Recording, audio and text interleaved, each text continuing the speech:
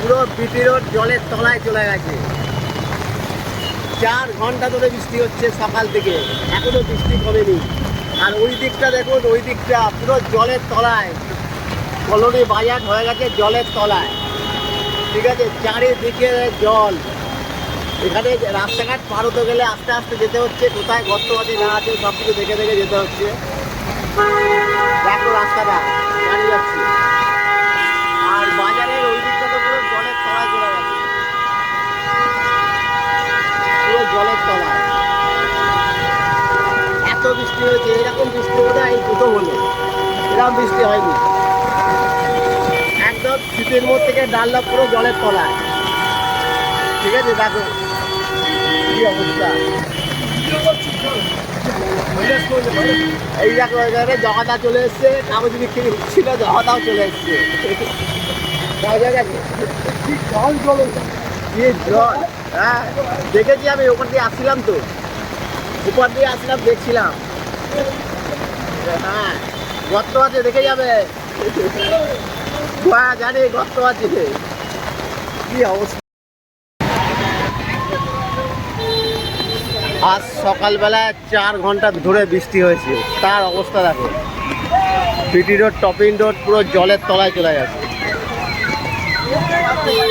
দেখো বৃষ্টির জল যাচ্ছে কিভাবে।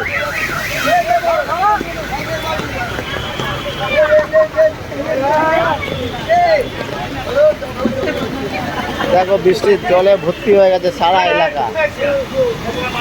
এটা হচ্ছে বিটি রোড, টপিং রোড।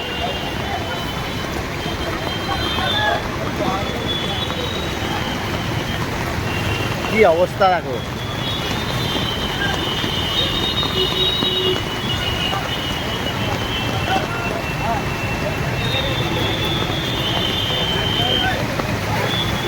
কি অবস্থা, এই দিকটা চলে গেছে নপাড়া, ওই দিকটা চলে গেছে গোপাললাল ঠাকুর রোড।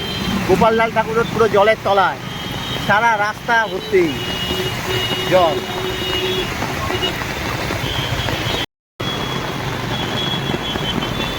এটা রাস্তার উপর থেকে তুলেছি ভিডিওটা, দেখো কত জল। এই দিকটা হচ্ছে শীতের মোড়,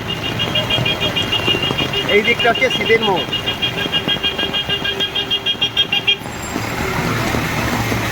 দেখেছো জল, দেখো এখন সিগন্যাল দিয়ে দিয়েছে, এখন আমি ওপারে যাব।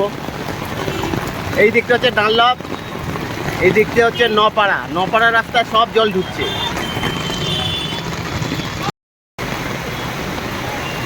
এইটা হচ্ছে নপাড়া রাস্তা, দেখো জল যাচ্ছে, দেখো জল যাচ্ছে, দেখো নপাড়া রাস্তা দিয়ে।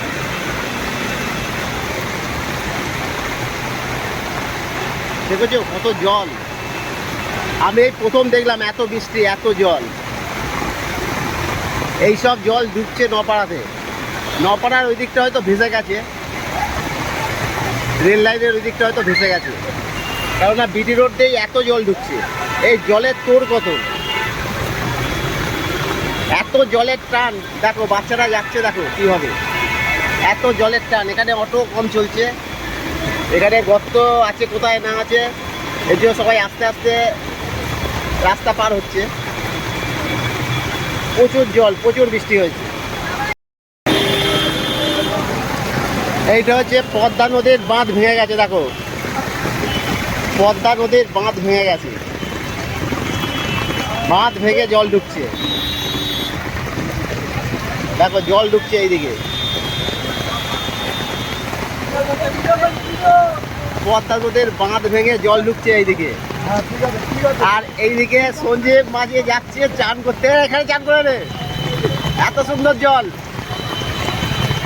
পুরো জল ঢুকছে এইদিকে।